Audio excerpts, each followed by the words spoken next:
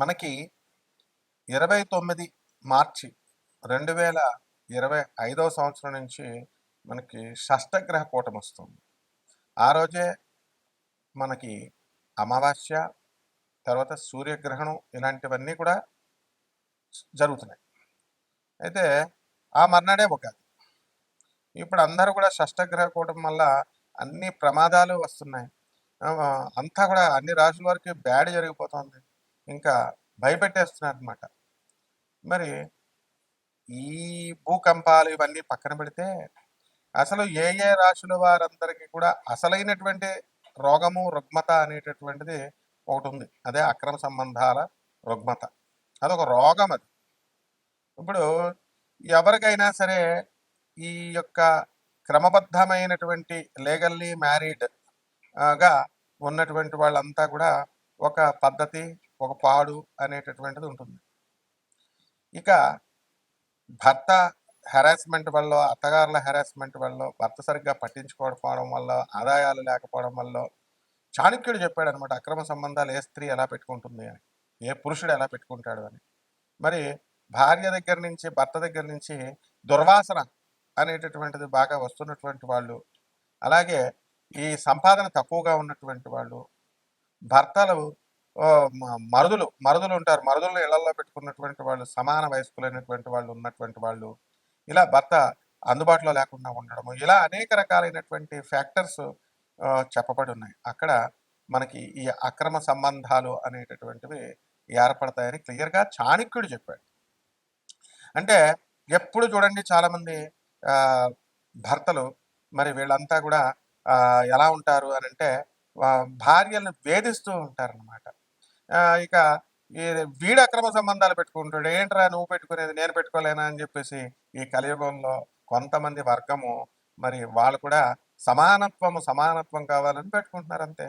And ఇప్పుడు ఒక పెద్ద అరే బాబు వెళ్ళి చదువుకోరా నాయన, నువ్వు ఫారెన్లో మాస్టర్స్ చేసుకోరా అని తల్లిదండ్రులు డబ్బులు పాపం కష్టపడి ఎలాగో బ్యాంక్ లోన్లు అయ్యి పెట్టి పంపితే లివింగ్ ఇన్ రిలేషన్లో ఉన్నాను గురువుగారు, నాకు రిలేషన్ పెట్టుకున్నాను, ఆ అమ్మాయి నాకు చెప్పలేదండి గురువుగారు డైవర్స్ అయిపోయిందని, ఆమెకు ఒక కొడుకు కూడా ఉన్నాడండి, మరి ఇప్పుడు చెప్పిందండి, అంటే ఎన్ని సంవత్సరాల నుంచి ఉన్నవారంటే 2 సంవత్సరాలు వాడేసుకున్నాడు అమ్మాయిని, వాడేసుకుని ఇప్పుడు ఇవి డైవర్స్ అయిపోయింది, తర్వాత అంతకు ముందు సంవత్సరం నాకు చెప్పలేదండి అని చెప్తాడు. ఈ పిచ్చి పిల్ల పాపం ఇంకా వాడిని నమ్ముతానే ఉంటుంది. తర్వాత ఇంకొకటి లండన్లో, మరి ఏమండి మరి నాకు భర్త వదిలేశాడండి, నేను ఇంకా పిల్లలు కలగలేదు, అయితే లండన్లో జాబ్ చేయడానికి వచ్చాను, వచ్చినాడు వాడి రూమ్లో వాడు ఉండొచ్చు కదా, వాడు ఒకడు తగిలాడు అనమాట. ఇప్పుడు ఈ మధ్యకాలంలో ఫారెన్ వెళ్ళినటువంటి వాళ్ళంతా కూడా ఇక్కడ వాళ్ళు ఇక్కడ ఉండి మనకి కబుర్లు చెప్తారంతే. ఫారెన్లో మనకి ఎంతో కష్టపడి ఉద్యోగాల కోసం వెళ్తారు. వెళ్ళినప్పుడు ఈ తల్లిదండ్రులు అందరూ పంపిస్తారు. అక్కడంతా తెలియనటువంటి అమాయకులు ఎవరు అంటే పాపం ఇండియన్సే అనమాట. అక్కడ ఈ పంపించిన తల్లిదండ్రులకి తెలుసు, ఈ వీళ్ళకి తెలుసు అనమాట. ఆడవాళ్ళు మగవాళ్ళు రూములు షేర్ చేసుకుని ఉంటారు.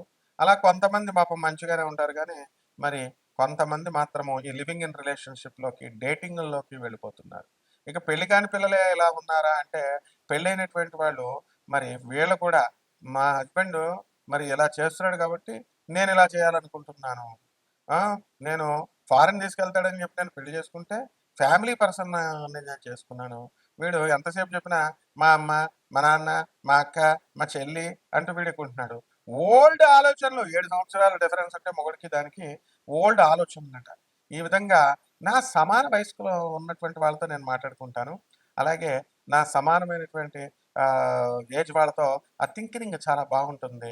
జోగి జోగి రాసుకుంటే బూడిద రాలుతుందని ఈడు ఇన్ఎక్స్పీరియన్స్డ్ గాడు, ఈమె ఇన్ఎక్స్పీరియన్స్డ్ అనమాట. ఈ ఇన్ఎక్స్పీరియన్స్ గాళ్ళు ఇద్దరు కలిసి తిరుగుతారనమాట. భర్త చెప్పే మాటలు మాత్రం వీళ్ళకి ఎక్కదు. భర్త చక్కగా మంచి చెప్తుంటే వాడు ఓల్డ్ ఆలోచనలు. ఎక్స్పీరియన్స్ అనేటటువంటిది, లర్న్డ్ ఎడ్యుకేషన్ అనేటటువంటిది ఉండే వాళ్ళు చేసేటటువంటి పరిపాలనకి, వాళ్ళు చేసేటటువంటి పనులకి, మిగతా మామూలు వాళ్ళకి చాలా తేడా ఉంటుంది. ఈ విధంగా అనేక కారణాల వల్ల ఈ అక్రమ సంబంధాలు అనేటటువంటివి ఏర్పడిపోతున్నాయి. ఇది కలియుగం. ఇక మన పోతులూరు వీరబ్రహ్మేంద్ర స్వామి వారి జగద్గురువులు చెప్పారు, వచ్చేసింది ఇది కామ యుగం, ఇది అయిపోయింది. మొత్తం రాహు పరిపాలిస్తున్నాడు, కన్ఫ్యూజన్స్లోకి, ఇన్ఫాక్చుయేషన్లోకి వెళ్ళిపోతున్నారు.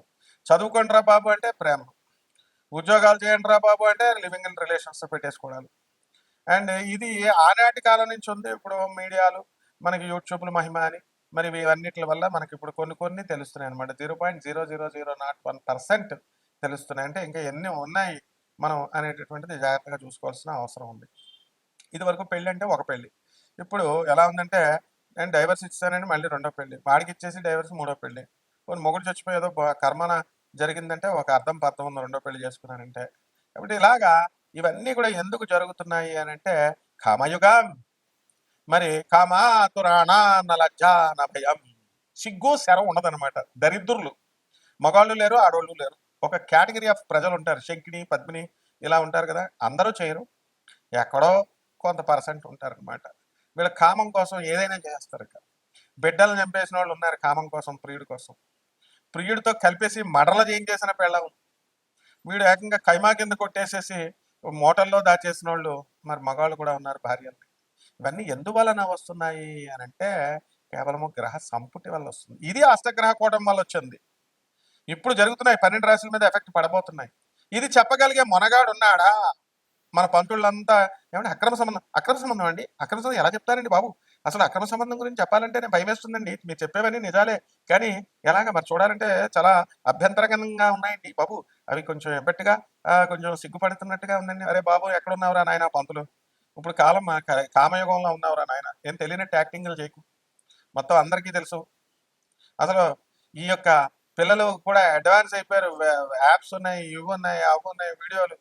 దేశం అసలు ఈ యొక్క సెక్స్ ఎడ్యుకేషనే పెట్టాలరా బాబు నాయన. ఇలాంటి అక్రమ సంబంధాలన్నీ కూడా అణిచివేయడానికి, ఐరన్ లెక్కతో తొక్కేయడానికి ఈ సెక్స్ ఎడ్యుకేషన్ అనేటటువంటిది ఒక పార్ట్ ఆఫ్ ఎడ్యుకేషన్ గా పెట్టాలని మేధావులు అడుగుతుంటే నువ్వేమో అయ్యో ఏదైనా సిగ్గుపడిపోతున్నట్టు కొన్ని సమాజాన్ని మార్చు. మరి ఇవి ఎందుకు చెప్పట్లేదు మీరు? అష్టగ్రహ కూటాలు, షష్టగ్రహ కూటాలు, సప్తమ గ్రహ కూటాలు వచ్చినప్పుడు ఉత్పాతాలు చెప్పేస్తున్నారు, భయపెట్టేస్తున్నారు జనాలు. ఇదని అదని. కాబట్టి శుక్రుడు రాహుతో కలిశాడు. మరి అవదా? గురువు రాహుతో కలిస్తే గురుచండాల యోగమేనా అని చెప్పినప్పుడు భ్రష్టత్వం అనే అవుతున్నప్పుడు మరి శుక్రుడు రాహుతో కలిసినప్పుడు ఏం చేస్తాడు?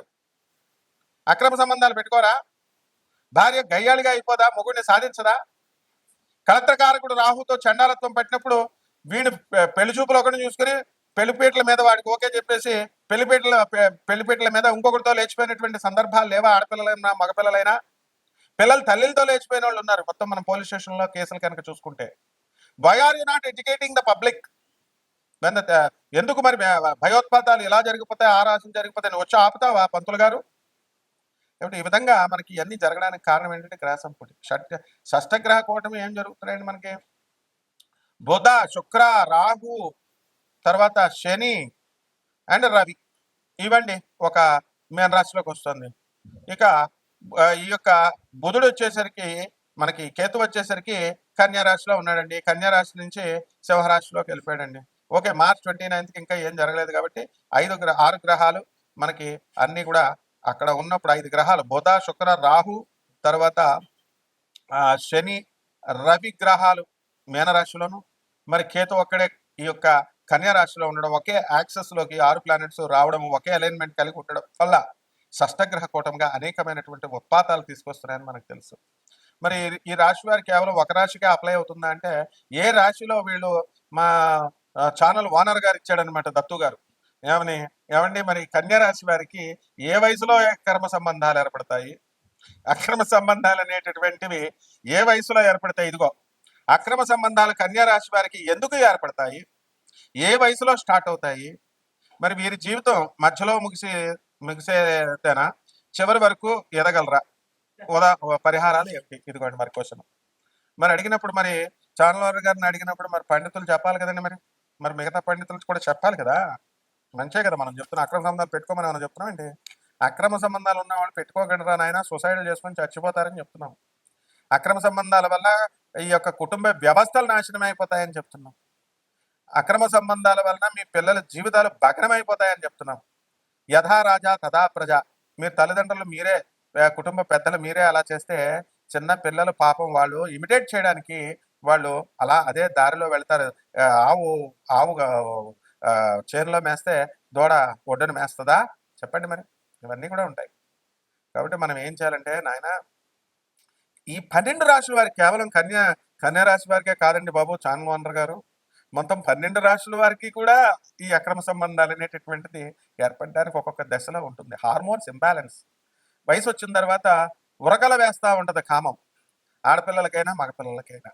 ఆ కామాన్ని కంట్రోల్ చేసుకున్నటువంటి వాడే సక్సెస్ అవుతాడు లైఫ్లో.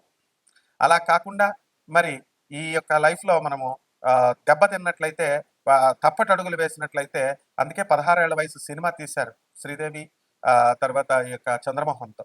ఉమ్, ఆ విధంగా తర్వాత ఈ మాఘమాసం వచ్చేసిందని చెప్పేసి, ముందే కూసింది కోయిల అని చెప్పేసి, వసంత మాసం వచ్చిందని కోసిందని చెప్పి పాటలు వింటున్నాం. సో ద్వాదశ రాశుల వారందరికీ కూడా ఈ అక్రమ సంబంధాలు ఎప్పుడు ఏ వయసులో ఏర్పడతాయి, ఎందువల్ల ఏర్పడతాయి? ఈ షష్టగ్రహ కూటం వల్ల చాలా ఇబ్బంది అనమాట ఇదంతా కూడా. 12 రాశుల వారి మీద ఎఫెక్ట్ ఉంది. ఆ రాహుని మనం కంట్రోల్ చేసుకోవాలి. ఏం చేస్తున్నారు కంట్రోల్ అవుతాడు వాడు. అసలే ఇప్పుడు ఉన్నటువంటి కంప్యూటర్ల వల్ల ఫోన్లు వచ్చినాయి కదండి. జేబులో పెట్టుకుంటే, షర్ట్ జేబులో పెట్టుకుంటే నీ హార్ట్ పని చేయదంటారు, హార్ట్ ఫెయిల్యూర్, హార్ట్ అటాక్లు అంటారు. మరి ప్యాంట్ జేబులో పెట్టుకుంటే నీకు అంగస్తంభనం జరగదు, నీకు నీ లింగం పురుషలింగం పనిచేయదు అంటున్నారు. సో ఎక్కడ పెట్టుకోవాలి మరి?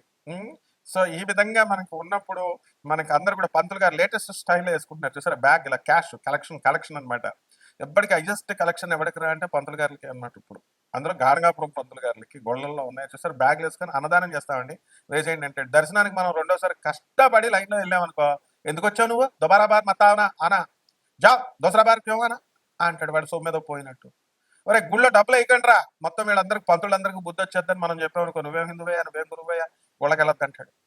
రెండోసారి దర్శనం చేసుకొని ఎవరు దర్శనం కోసం మనం చక్కగా గాడగాపురం ఒక ఎగ్జాంపుల్ గా చెప్తున్నాను. అక్కడ పౌర్ణమి రోజున వెళ్ళమని జ్యోతిష్కులు చెప్తారు, వీళ్ళంతా ఫ్రాడ్ గాళ్ళంతా. పౌర్ణమి తప్ప మిగతా రోజుల్లో వెళ్తే దత్తాత్రేయుడు ఎవడా?